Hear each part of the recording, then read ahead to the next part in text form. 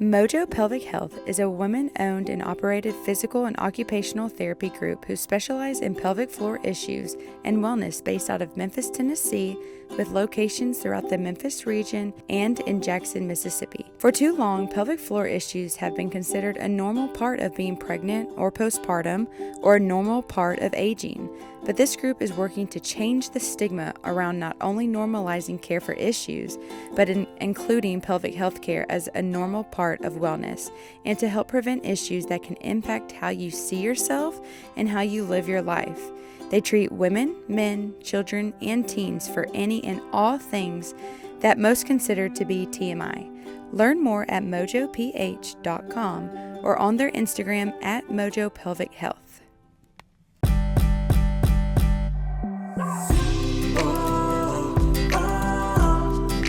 This one's for the mothers.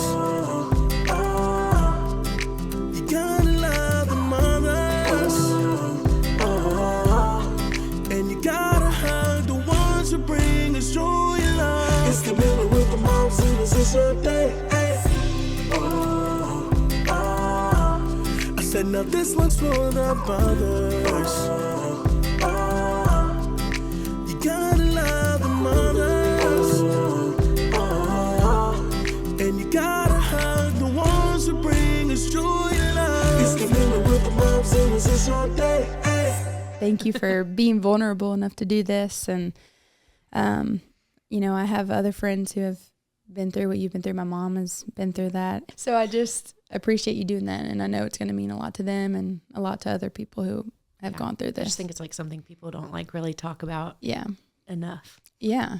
Yeah, I can't wait to get into other things too. But Alexis, thank you for joining me on my podcast in my disaster of a house.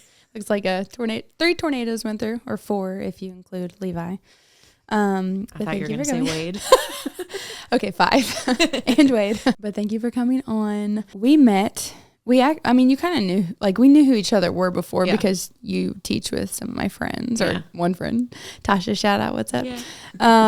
But you married Matt, who works with my husband at Smith's Plumbing, shout out Smith's Plumbing. And I got to have the honor of capturing your big day at your wedding, and it was so fun and just wild. Whenever I think about it, I'm like, oh my God, that was so fun. Then I'm like, oh my God, remember the windstorm that came through? Yes, that was so crazy. It was so crazy. I got to share that. So, well, you're probably better at sharing that story, but anyway, this is Alexis, everybody. She's awesome. But you got to share that story at the wedding. Yeah, so we were, getting our pictures taken, and it was like the family time, like when, you take all the little family pictures and whatnot. And this storm out of nowhere came, and it was like a windstorm. And I started panicking, of course, because I was like, it's going to rain. And we were nervous about the chairs and whatnot. I think it was just me and Matt were taking a picture, and a gust of wind knocked over this 10-foot wooden cross that I begged to have. I had to have it. It started to fall, and we were just so giddy in the moment. We had no idea what was going on. And then Matt heard my dad yell, "Look out." And he tackles me almost to save me from the cross that almost hit us, which Matt still says it was not that close, but to me, was in my really mind, close. Yeah. It was close. And then after I kept saying, I was like, what does that mean? What does that mean? The cross fell? What? It was wild. But I do like to talk about that one moment just because I always say it was a good indicator of how Matt is with me and how protective he is. And I actually use that with my son a lot too, saying that I looked up and I was in his arms safe. Yeah. And so that was just something that kind of started off our marriage in a good way. It's like a movie scene in my head when I think about it. That you look up and you're safe. Yeah. Yeah. He completely protected you and saved you, and then was like, all right, let's keep taking pictures. And we were like, wait, can we acknowledge what just happened? Yeah. Then I was like, there's a cross. Is it going to be in the background of these pictures?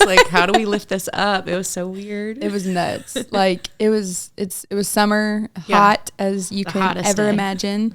Probably the hottest day that year. Yeah. 112. Oh my gosh, was it? Yeah. Oh my gosh. I just remember feeling nasty and sweaty. And gross. Then and it was beautiful. Like you see the lake in the background. Yeah.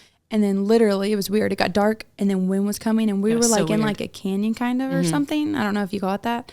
And like you could see the wind like come across. And it was like headed straight for us. Yeah. And so that was really crazy. So thank God your dad said like, look out, because I would have like knocked you out. Seriously, that was scary. It was like, it was not that close. And everyone's like, yeah, it was. Yeah. I don't know. Like, I don't remember. Were there pictures of it falling? I think there might be a picture of it falling. Yeah. But I don't know if you got any of it actually like crashing towards us. I think that was, I probably was like running. Like everyone's like, look out. Yeah. I think that was definitely a God thing though. Like you said, like that was a sign of the type of husband Matt is going to be to you and is to you. And at first you were thinking it was terrible. Yeah. Like, I was like, what does like, this is mean? Jesus saying He's no? like, this marriage is bad. Nope. No. But yeah, so I would love for you to start just to talk about you and Matt's journey. I mean, y'all got married in August and I guess go from there, you know? Yeah. So we got married and I remember, you know, we've always wanted kids. And so I told him, you know, it's probably going to take us a long time because I'm 33, I guess at the time. And I was like, you know, it might take us a full year. So let's just, you know, try and see what happens without like trying. Right. And then we got pregnant really quick. Yeah, real quick. In October. That was kind of cool because it was actually technically like the day that we met. Oh my gosh, I didn't realize was the that. day that Brock was conceived, I guess. Kind of a weird thing, but kind of cool. You know, everything was like fine. Everything seemed to go well. All the appointments were good. I'm kind of like a worst case scenario type person.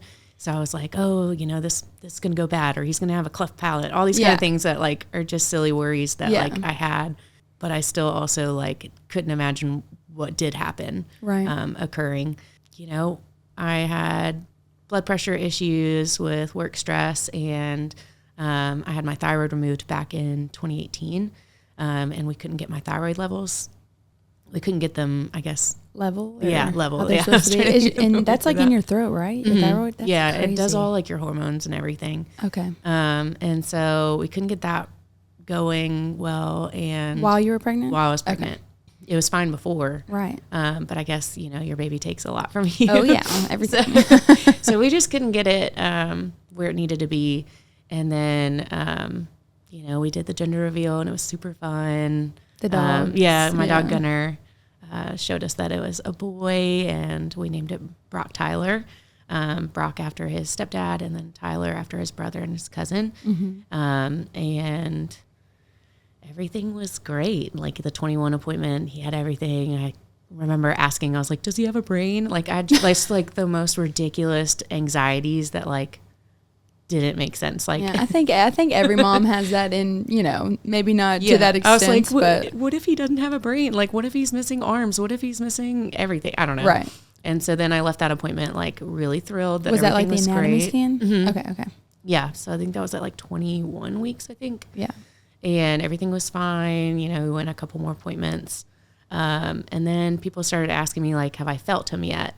And I kept saying no. And, you know, people would give you kind of a weird like look when it's like, oh, you haven't felt him. I think it's different for everybody. And I was like, I don't know what it's supposed to feel like. Yeah. I have never been pregnant before. Like, I don't know, like maybe. I ended up telling my doctor at the 26-week checkup that like, you know, I still really haven't felt him at all. Like, I don't know what it's supposed to feel like. And so she scheduled us for an ultrasound at 28 weeks. Okay. And so at 28 weeks, you know, we went in and the ultrasound seemed fine. Like no one seemed weird or upset. My mom came with me. I had her come because I thought it'd be really fun. Yeah. She, you know, had me and my brother both at a naval base. And so ultrasounds are considered like not medically necessary. Right. So she had never seen me or Adam. Wow. And like didn't know what gender we were and things like that. Yeah. So I thought it'd be really fun. Like, oh, you didn't get to do this. You can do it with me. Looking back, it was really good that she was there. Yeah. So we went back to talk to the doctor, still had no like clue anything was wrong. And the doctor came in and she was like, he's 11th percentile in growth.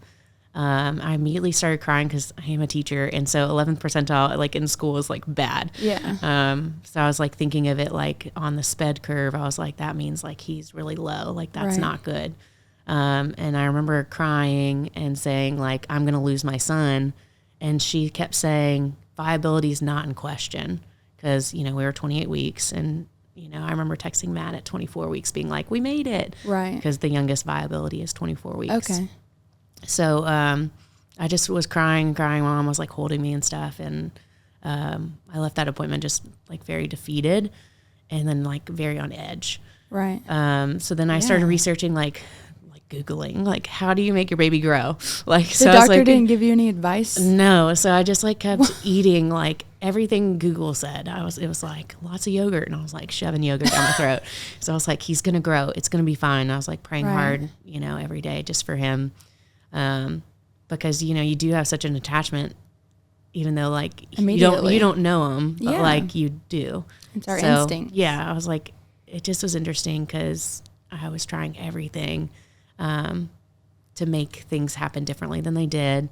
Then on Sunday, so I guess the appointment was like on Thursday, and we had set with the doctor a high risk appointment on the following Monday, which made me feel like a little bit of ease too, because I was like, oh, if this was important, like he would come tomorrow. Right. Like we'd have to go to the doctor on Friday. And since it was set for Monday, I was like, oh, they're not that worried. Right. Everything's okay still. And then, you know, so on that Sunday, we were getting ready for church, and I noticed that I was spotting. And so I ran downstairs and told Matt, and I was panicking. Yeah. And I was like, you know, we need to go to the hospital like now. Yeah. So I called the doctor just to check because I was calling them a lot. Yeah. I had like random pains before that. Where? It was like just like in the front. I was having like pain. And when I called them on the pain one, they said it's either preterm labor or I think he was actually on the phone with Wade too that day. Oh my gosh. Yeah. And it was either preterm labor or round ligament pain and to take Tylenol. And if the pain went away, that you're okay. Well, the Tylenol did take the pain away, so I figured I was fine. And then I also was like getting sick a lot. I got sick every day. Yeah, I remember. Except for you were one miserable. week. Yeah, I had 1 week of not getting sick. And near the end when I'd get sick, I thought I was like peeing myself. Like every time. And like Matt was making fun of me too, because like we thought it was kind of funny. Like it was weird. We didn't know what was happening. Yeah. And you know, I had like a towel down. He was like, why don't you just sit on the toilet? And I was like, then where would I throw up? Yeah. Yeah. Oh, he was like, a bucket. And I was like, what? They've done some weird things. I don't know. Plumbers. Yeah. He's like, a bucket. And I was like, okay. Anyway, so I was spotting. We went and they told us to go into labor and delivery. Okay. I texted my family and I was like, hey, we're headed to labor and delivery. I was assuming that Brock was coming like that because we had been told that he might be preemie at that point. And so, you know, we went in there. I was very anxious. They sent us into this room and they did like that little belt thing. The heart monitor for babies. And like, obviously they didn't hear a heart. So then they got like a little Doppler like you would at your normal OBGYN. And they couldn't find it. And the girl's name was Caroline. And she was like, oh, don't panic yet. And I was like, what does that mean? What does that mean? And so then they ordered an ultrasound, but it was taking forever to get down. So then this other guy came in with, I think it was, I don't remember like the name of the machine, but it was like something that finds like the veins of a kid. Okay. So like it wouldn't do like the heartbeat, but it would show like where he was. Okay. And that doctor was like so cold too, because he was like, he said, "Did you know that he's breech?" And I was like, "No, why would I know that? I don't know. No, I didn't know he was breech." Yeah. And then he was like, "There's no like fluid." Like, so I guess when I thought I was actually like peeing myself, I guess my water was slowly leaking each time I was getting sick. So then like, he was like, "You didn't know that?" And I was like, "No, why would I know that?" Like, yeah, I didn't have like contraction pains, just that one, like from 2 weeks prior. I don't know, like everything you see on the movies just isn't what happens, I guess. No. I I didn't like that mucus plug, all that kind of stuff. Like Yeah. none of that stuff happened. Yeah. So I was like assuming everything was cool. Yeah. And you were told that I was everything take was fine. Tylenol. Yeah. Yeah. So then, you know, the ultrasound finally came in, and they were doing it on me, and they were saying stuff. I don't fully remember exactly what they were saying at that point, but they were trying to tell me that Brock had passed. But I didn't I guess I wasn't like understanding, or it wasn't processing or something. And I kept like looking at Matt between like every single like test, and he kept like doing his little nod, being like, I'm here, you know. And then on that last one, I like looked at him and he was like, baby, we lost him. And then I just remember like throwing the nurse off of me that was like holding me, and like throwing her off, and like just reaching for Matt, and just sobbing harder than I've ever sobbed in my life. I'm not the most emotional person. Yeah.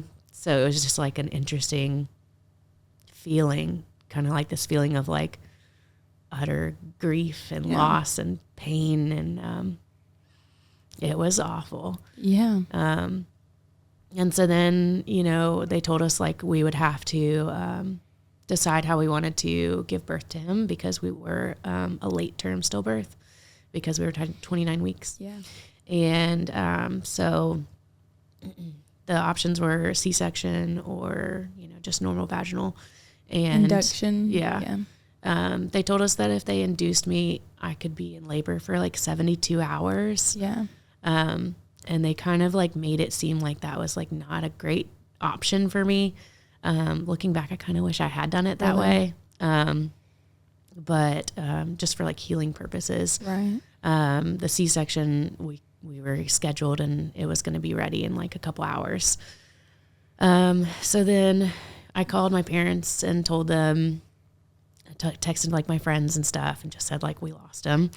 And we were scheduled for the C-section, and my parents are actually in Nashville, and I'm like extremely close with my dad. Yeah. So he like I just like imagine him like speeding all the way from Nashville to get to me. And I was worried he like wasn't going to be there, and all I wanted like was my parents. Oh yeah. And they did make it like right before, about like 30 minutes before the procedure was supposed to take place. And I've only seen my dad like cry a few times in my life. Like when my brother was deploying, I saw him cry like when he tore his ACL, like just very, very seldom. Like you remember those moments. So yeah, like he doesn't like cry like that. Yeah. And you know, he teared up when he saw me in the wedding dress, things like that, but not like crying. Yeah. And so he came into the room, and his face was like so red, and he just wept. And I've never seen him weep. It was like a different kind of crying, and he just like held me. And that was really hard in a weird way, because like I felt for him, but I also was feeling for myself. And I also was like feeling just like safe with my dad. Yeah. My mom came in, she was upset and crying, and everyone was just like so sad, because we had lost this life that we were so excited for and we were so close to having. So then, you know, we had the C-section scheduled. We went back there. I was just hysterical, beside myself. Like I couldn't calm down. Do you remember it? Yeah. So I like couldn't calm down, and I was shaking so much they couldn't put like the nerve block shot in me. So they had to call Matt to come in early. Because he had to like basically like hold me. You were by yourself? Yeah. And you went in there? Oh my goodness. So he had to like hold me so that they could like stick the needle in for the nerve block, because I was moving too much and like they couldn't get it in. And then they like strapped me down and all that kind of stuff, which was weird because I don't know, it just was weird. And I remember, I remember it almost just nothing felt like real. And I just remember like sitting there or laying there, and the doctor came in and started doing the C-section, and all I wanted was for them to be wrong. Like I kept being like, he's going to cry, he's going to cry, he's going to cry. Like he's not gone. They're wrong. And I mean, I was praying and praying and praying. And then I was also just so scared at the same time. Like I wanted to hold my son, but I was like terrified to hold my son, because I mean, it's like holding death. It's just like the weirdest feeling. But Matt, you know, is very tough, and he was very like adamant that like our son deserved to be held and to be loved, and that we would regret like not doing it. So when they like brought our son over to us, you know, we held him, and all I saw was like a beautiful little baby. I feel like he looked so much like Matt, in my opinion. And I think he had like the cutest little nose, but obviously like, you know, he was, you know, had blood pooled in like his chest, and like, he wasn't like, you know, the perfect looking child that like you see on like TV and stuff. Like he was dead. And so then like more fears came through me on like, I wanted my parents to see him, but I didn't want them to be like freaked out. Yeah.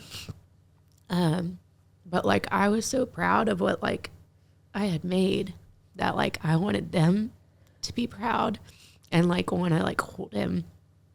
And I wanted everyone to see like the beauty in him, because I do think he was beautiful. And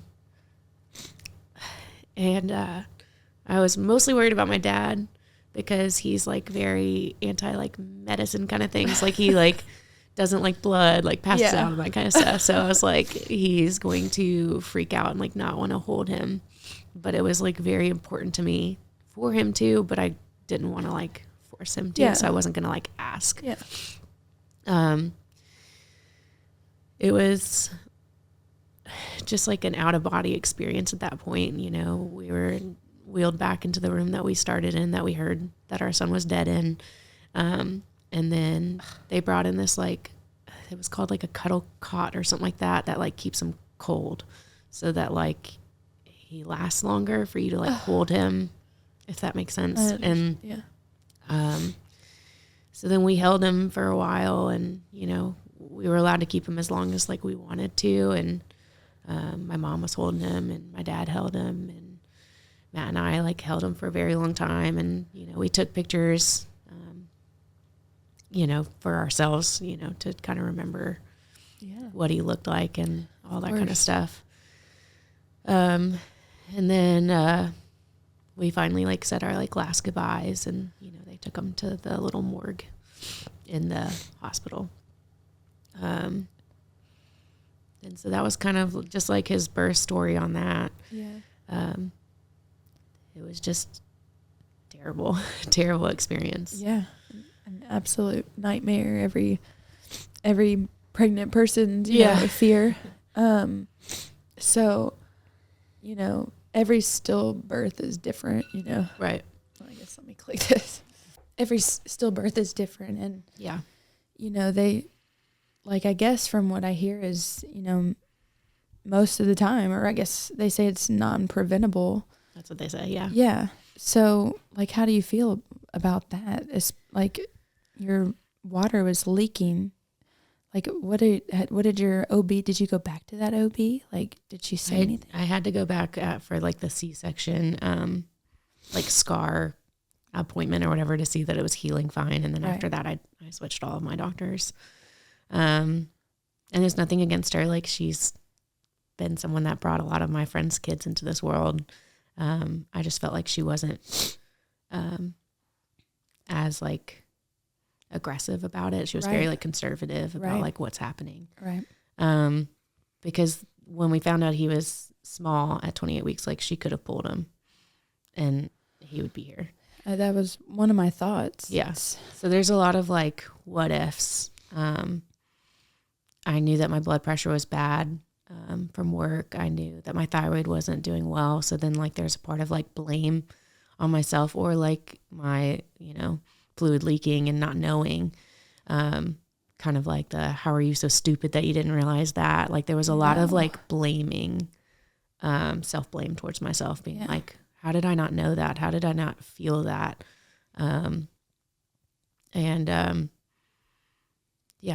It just was one of those things that you just kind of think about, like all the what ifs, but you have to remember, like, I am a Christian and I do believe everything happens for a reason, and that this was supposed to happen. So I've been trying to kind of like, I mean, it's kind of the reason why I'm doing this too, is like, I feel like this is part of the reason is so that I can bring some sort of awareness to it. And let people know that they're like not alone in this, that it does happen. It's just not talked about as much as you think it should be. It's scary to talk about, and people are scared to be vulnerable. You know, you said you're not really an emotional person. Yeah. And so, and we're over here bawling our eyes out. But you're exactly right. Like when you were talking about them telling you that and Matt holding you and you wanting your dad there, I just imagine, like, I have a picture of Jesus right there and he's holding 3 kids' hands, and I have it there so my kids can see, like, Jesus is, you know, going to guide you. And I just imagined, like, him there, like, with y'all, like, having his arms around y'all and holding your son and taking care of him and holding him until one day when you're very, very old, it's your turn to go to heaven. And you posted something on your Instagram, and oh my gosh, it just killed me that day. It was like the voice you hear when you get to heaven, saying like, "Hi, Mama," and like a voice you've never heard. Oh, that was just incredible. But back to the what ifs. I mean, I would do the same thing. I would, my mind would just go crazy. Like, and you know, like with our faith, like, okay, we can't go back. God's got a plan. Yeah. And I'm glad you got a new team of doctors. Not saying that was their fault, but it probably would have been hard anyway to have another say it's like, like if your house burns down and your foundation is there, you might not want to rebuild on that same foundation. So you might want to like move somewhere else kind of thing. So I just kind of like equate it with that. Like we're starting from scratch, you know, and we did get pregnant again. Yeah. And we had a miscarriage at 9 weeks. And again, I did everything different, but better. Right. How was blood pressure and everything? Like, did your new doctor? That all was fine this time. Wow. Okay. Yeah. Were you on medicine or just was fine? That's crazy. Yeah. It just was interesting. Yeah. Like the difference in the 2 pregnancies and the result being very similar. Yeah. And I can imagine you feeling differently and having more hope this time. So yeah. You went to, we spent Valentine's Day together. Yeah. You had an appointment with your high-risk doctor. Did you find anything out, like some news or some tests that are going to be run or anything? Nothing from them. We did start at Fertility Associates of Memphis, I think is what it's called. Okay. FAM is what everyone calls it. Like, they're like, oh, we're going to FAM. Yes, that's what it was. And they have run a lot of tests. Okay. And so far everything's negative, which is technically good news, but like, you know, you kind of like want something to be wrong in a weird way, to like something that you can fix. Right. But so far I haven't gotten like the perfect thing just yet on like what it is. And we go on the 17th to get like an actual like conversation with her, but they like send us like the answers, like the blood work kind of thing, and the lab portal thing, whatever. Right. Was it just testing on you?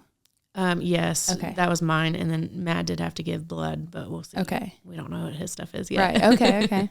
So then he'll be up, you know, for the blood work and see what's going on. Yeah. Well, I am glad that they're, you know, didn't find anything serious, but I pray that they can help you get through a pregnancy, because you can get pregnant. Yeah.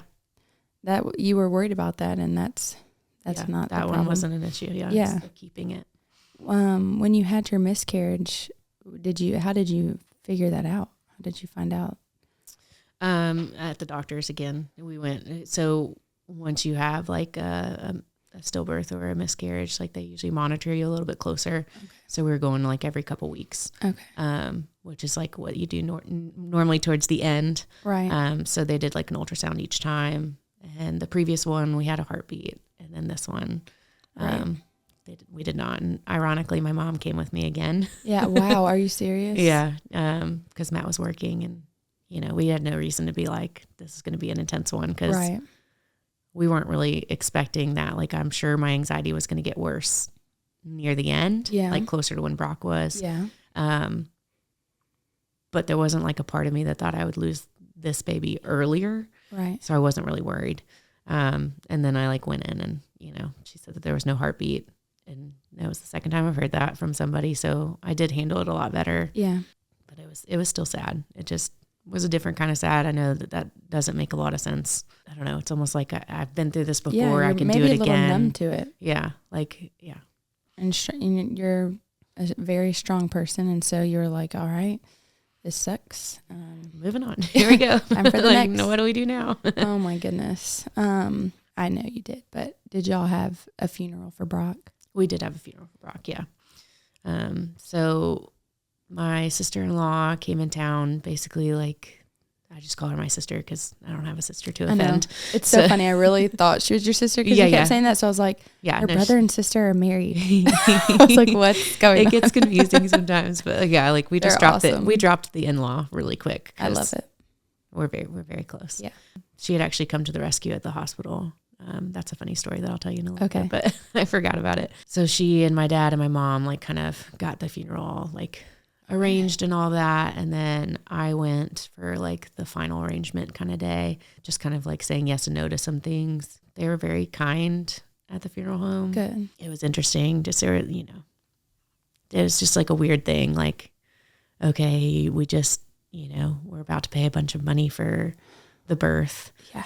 And now we're going to pay a bunch of money to bury him. But like, we want to bury him, but it just seemed kind of like crazy. I get like you have to charge money to like bury someone, but it just seemed weird to me at the same time. Very weird. I was like, I mean, it was like $6,000 to bury him. Oh. And I was like, but he's so small. Lord, like, are you I was like, half off? Like, he's so tiny. Oh my God. I was like, I mean, it's not that big, guys. So, you know, we went to the funeral and all that. Dr. Young, my pastor, gave the little, I guess, eulogy. I don't remember a lot from the funeral day. I think I was like in just such a daze. I remember seeing some of my friends. I remember like falling into my friend Kyle's arms and just like sobbing. I remember my brother and Matt like walking and they carried the casket. And then I thought it was weird that like, you know, at funerals, when you put the casket, like there's like this crank thing that like lowers it. Right. Like there wasn't one for Brock. So like Matt and my brother put him in and they had to like lay down on the ground to like get him in there. Cause Matt was like, I'm not just going to like drop him. No. Yeah. So they like laid on the ground thinking this Matt's so tall. Yeah. He's really tall. Yeah. And then, you know, we had everyone leave so that we could have just a little bit of time, just me and him. Yeah. And we had some time at like the visitation with Brock as well. Like, we had like, I guess it's not really a visitation because we didn't like really pay for one, but like we had time with Brock before he was put in the casket. Right. That was one of the only times I've seen my brother cry. And I remember seeing like this big, strong guy because, you know, he's military. And I was like, this big, strong guy is just like crying and making me feel okay with my emotions because I was like just a wreck. I mean, so much support. Yeah. And Brock is so loved. To see like these men that like I look up to also like feeling the feels and feeling like it was okay to cry. Right. And to feel like the sadness of the day. And then when we were burying Brock, Matt wanted to do it, of course. And so he's so funny. He like went up there and, you know, got a shovel, told the guys that they didn't have to do it. And, you know, I was standing there. It was, and, you know, he started burying him. And then I could kind of see like a switch in him. You know, like when Matt gets, you know, when like Matt gets like serious. I don't know if you've seen that side of him or not. But like there's a switch that like happens sometimes when like he goes into like a different world. And he wasn't going to stop. So he like kept just shovelful after shovelful He's like after one of shovelful. The most hardworking men I've ever met in my entire life. And goofiest, just for reference for everyone who doesn't know him. And so it was like tough to see it, but I think in a way it was giving him like, I already had the physical closure of the C-section. And so this was kind of like a physical closure for him, like getting to bury his son. I had to actually like go up to him and like I tapped him on the shoulder and I was like, you do not have to finish this. Like they can do the rest. Like the casket's completely buried. It was like almost completely done. Yeah. Cause he like wasn't stopping. And, I wanted him to like know that he did a good job and he didn't have to keep going if he didn't want to. Yeah. And so then, you know, we just kind of stayed there for a little bit and just kind of watched as our son was like put to rest. Right. Yeah, that was a really tough day for sure. And it was ironic. So like at the hospital, when they were talking about what day they wanted the funeral to be, they were like, let's just do it Saturday. And that Saturday was my birthday. And I was like, yeah, whatever. Like, I don't really care because I didn't want to like make it about me. And my sister was like, that's your birthday. And I was like, I know. And then, so everyone decided to do it on Sunday. Okay. But Sunday was my grandmother's death date. So I was like, I mean, Wow, there's dates are nothing good. really- Yeah. I was like, April was tough. Yeah. So I was like, you know, yeah. So like, you know, it was weird to like, you know, lose them on the 14th and then have like people celebrate your birthday on the 20th when like I didn't want to celebrate anything. I didn't want to do anything. And I forgot then, your birthday is the 20th. Yeah. And then the 21st we buried him. So it's just like my birthday's kind of like wrapped with Brock now. Yeah. Which is a sweet thing in a weird way. It's special in a weird way. Yeah. Absolutely. Because it's just like, because he didn't really have like a birth date or a death date. It's just kind of like his date. Right. So is that the day you celebrate him? Or, I mean, of course you do every day, but the day you lost him, do you celebrate that day as his birthday, as you'd say? Or we haven't. So the first one will be next month. So I plan on doing like a little something with just me and Matt or whatever. But yeah, I mean, I guess it's his birthday. It just was so confusing too, because like in the hospital they were like, I had to get a death certificate in order to get my paid maternity leave, because they still give you maternity leave for a stillbirth situation. And the nurses wouldn't give me a death certificate because Brock didn't die. In their mind, he didn't take a breath. Since he didn't take a breath, he never lived, he never died. He just, I don't know what they think. Are you kidding me? So they wouldn't give me a death certificate, but I needed one for maternity leave. So then my dad and Matt went to like the maternity ward, which was really tough because, you know, there's all these babies crying and all these like happy families, and they're trying to like get a death certificate. What? And it was wild. And then I definitely was very emotional, of course, because that was like the day that he passed. And your body just had to go through C-section. having a child anyway. Yeah. And I remember just getting like really annoyed and really angry. Yeah. And all the nurses were like, well, we don't know what to do. And I was like calling my district. Were they like, rude to you? Kind of. Are you kidding was me? Gross. And then I'm disgusted. The the school was like, well, you need this. And I remember like just getting I'm really a little disgusted angry about that too, but and I was like, I don't know what to do. They're saying they can't have one because Brock didn't live. And since he didn't live, he didn't die. He was living for 29 weeks in your body. That's what's so crazy to me. Just that they don't see that. Is that the hospital's hospital policy? Well, the hospital doesn't do death certificates, I guess, for stillbirths. But my school, so I was on the phone and I was like, what do I need to do? Because you're saying I need this and they're not going to give it to me. And they were like, well, maybe try to see if you can get like, I forgot what it was called, like some sort of, I guess like a stillbirth kind of certificate. It was like a mother something. And I was like, am I the first stillbirth that y'all dealt with? And they were like, yeah. And I was like, well, that makes more sense. Yeah.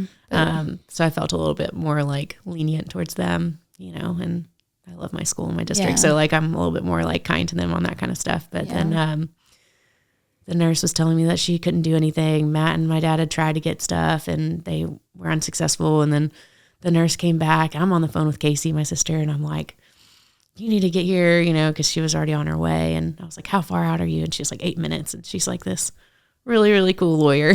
Nice. The nurse was talking to me and I was like, yeah, well, my sister's 8 minutes out and you better watch out. Like, good luck. Yeah. Because she's going to get you. And she like literally storms in and, takes all the paperwork away from me and then within 10 minutes she fixed it all. Okay, she did. Yeah, she's amazing. So they gave you it was like a some sort of like stillbirth certificate. I forgot like the name of it. Interesting. Yeah. Well, thank God of course for she her. like fixed it all. But wow, why not everybody has her? Yeah, So like, my sister's 8 minutes out. Wow, I feel like, gosh, there just needs to be so much change and upgrade in these policies. Like you literally just had the worst day of your life, and it's making it harder. Yeah, and I was trying to like figure out like what do I need to do, because I couldn't go to work the next day. Like I didn't want to take a sick day. I didn't want. No. I don't know. So it was just weird. Wow. Well, I got to say, you and Matt literally got married and went through the hardest thing anyone could ever go through. And they say, losing a child is the hardest thing obviously a married couple can go through. And it's hard to keep that marriage together and strong. What recommendations do you have to people? Did y'all, have y'all formed groups or like been a part of a group of, healing, or like, what would you say to someone who's going through this now? I think I was just really lucky with Matt, to be honest. He, even today, like will come upstairs and like, if I'm not feeling great, cause I still have like my moments. Yeah. And he just kind of loves on me and just like makes me feel safe. And, he just was really strong with all of it. I guess he had to be at the beginning. So I feel like he didn't really get a chance to show his own emotions for a while, because he had to be strong for me. He was raised by like his grandparents, and that was kind of like one thing that they always said, like the man is like the strong, like if your wife is needing something, it needs to come from you, kind of thing. Right. That's awesome. So, I don't know how much he's like really outwardly expressed things. I know that he's talked with like his mama and like his brother, and kind of just talking to his like community.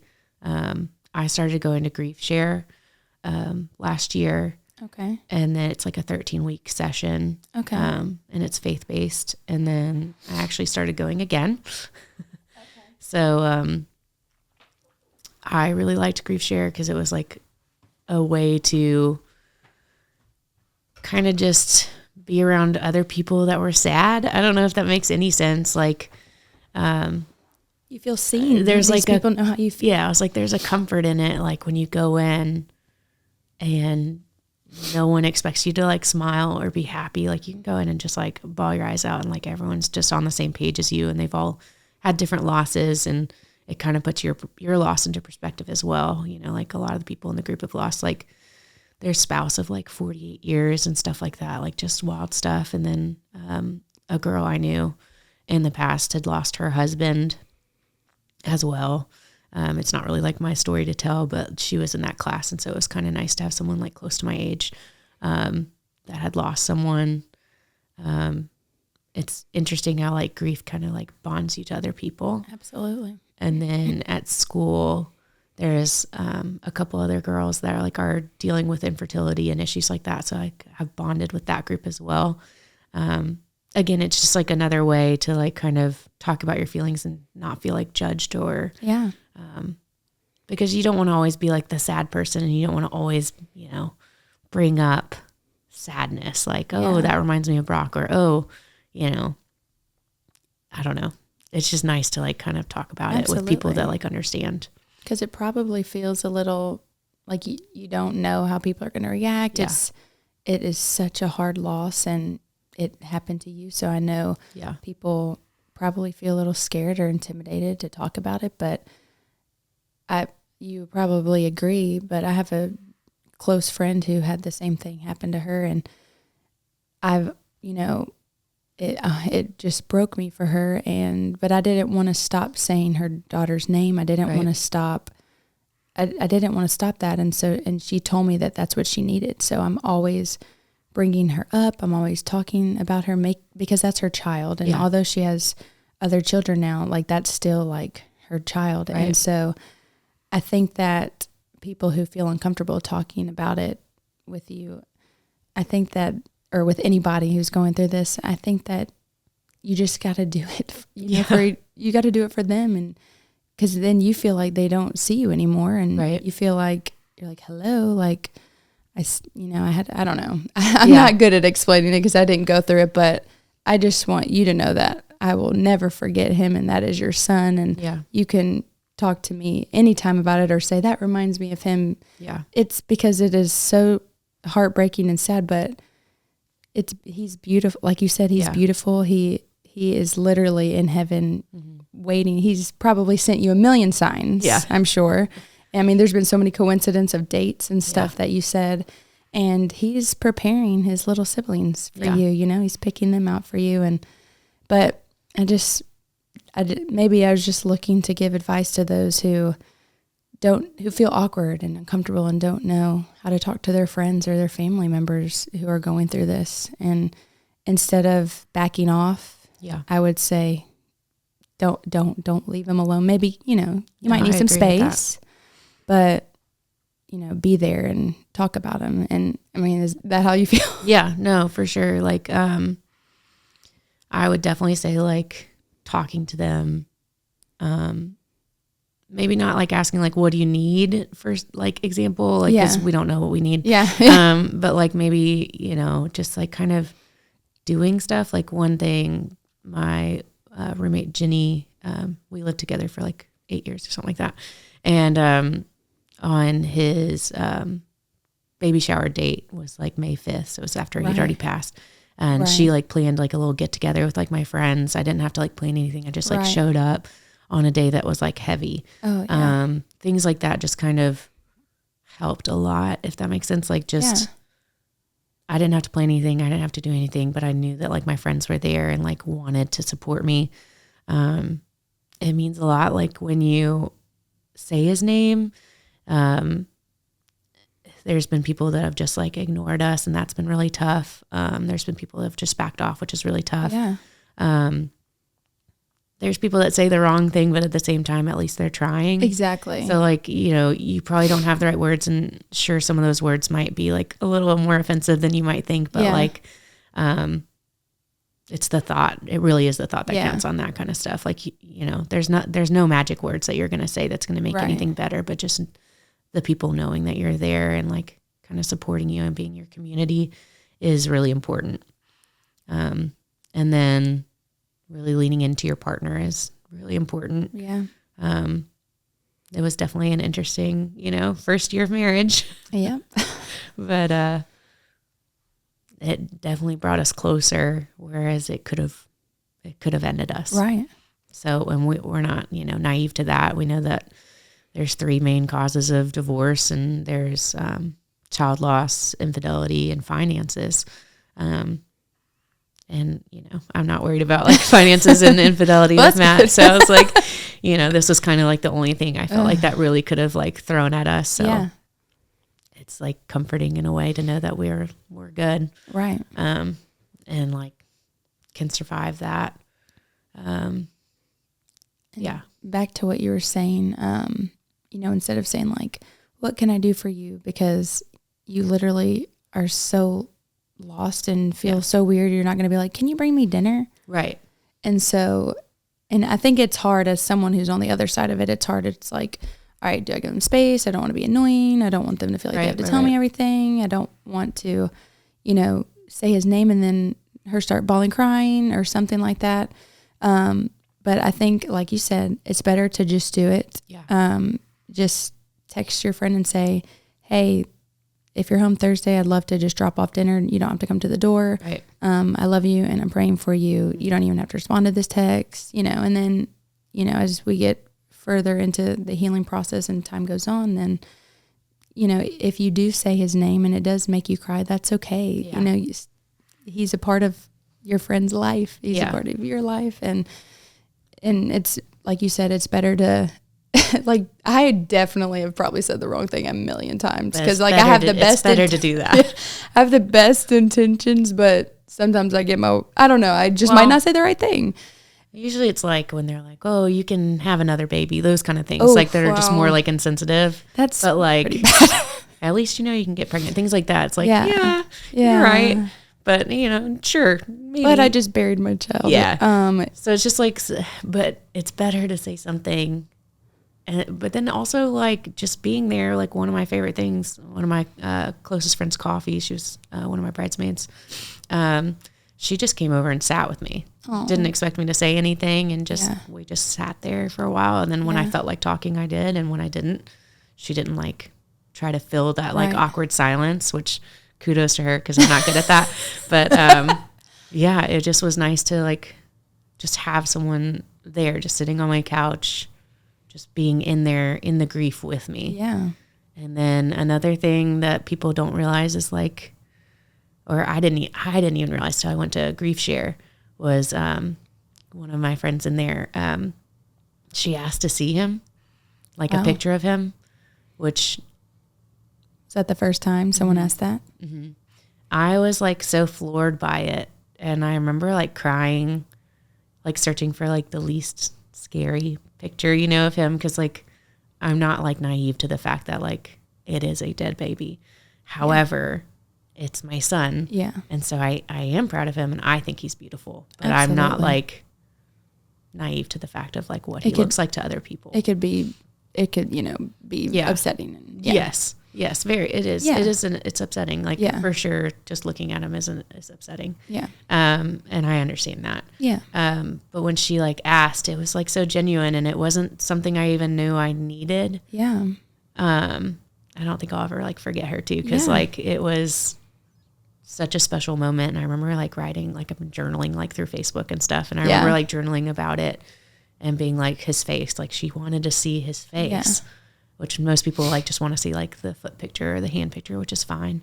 But I am proud of him. So like, I love that. If you're really tough, that is not a bad thing to ask, you know, for someone that like went through this, because that we're not asked for our cute baby pictures. Exactly. I'm not gonna lie. Yeah. I never thought about that. And I definitely didn't. And that, I mean, everyone's like, oh, these are my kid, you know? So wow, how special that is that she said that. Someone wanted to see him. My best friend's Sabrina, also in the wedding.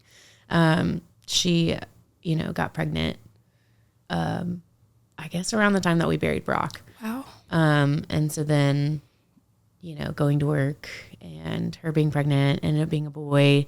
She had the same doctor that I had with Brock. Like there was a lot of anxiety I felt towards her, but like, I'm sure it was not easy, like being around me, you know, getting to experience what she was. And I, you know, wanted her to know, like, we're still happy for you. There's going to be like a tinge of jealousy for sure deep down, because we're human. But at the same time, like we do feel so much joy.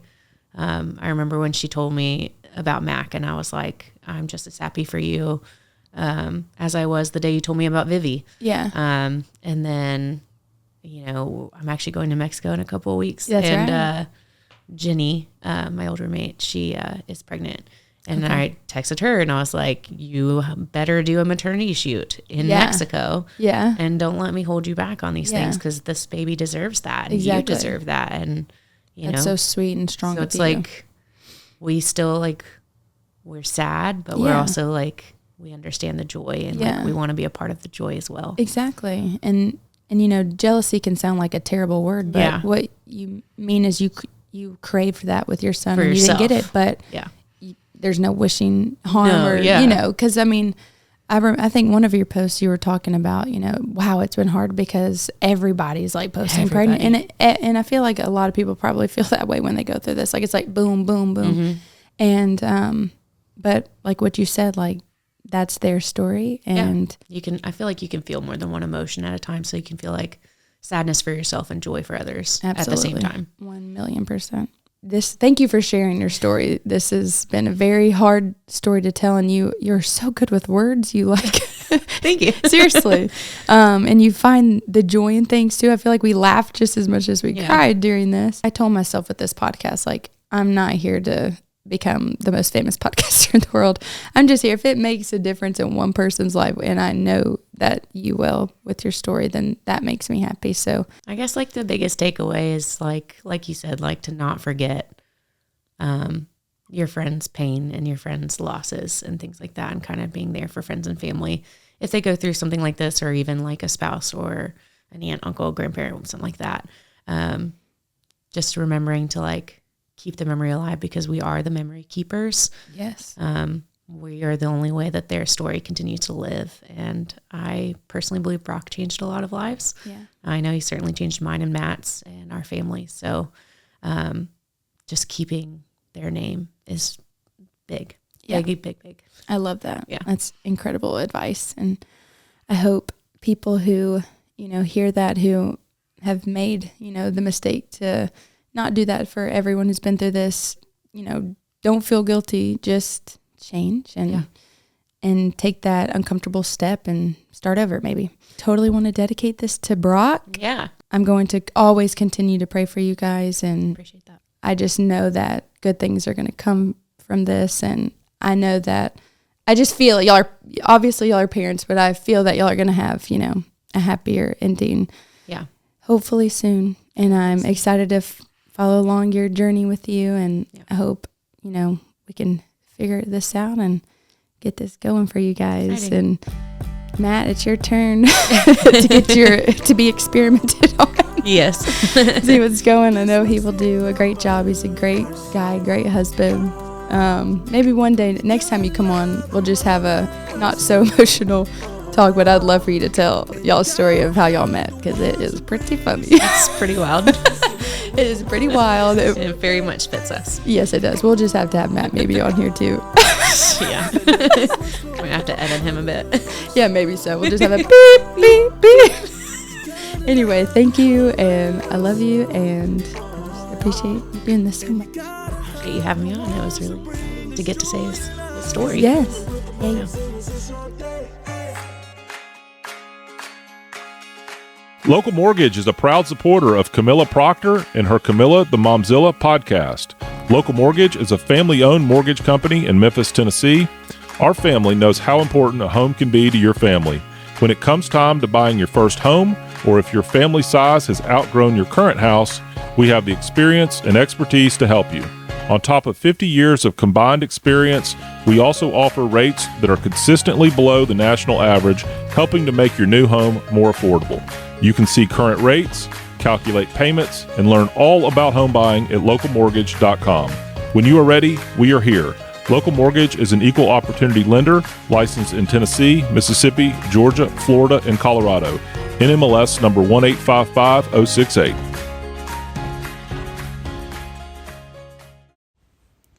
Are you thinking about buying or selling a home? Let's make it happen. My name's Emma, and I'm a real estate agent here in Memphis with Coldwell Banker Collins Murray, and I'm here to guide you every step of the way and would love to connect with you. Give our office a call at 901-259-8550, or you can reach out to me directly at 901-592-8149. I'd love to help you get started and help with all your real estate needs. Talk soon.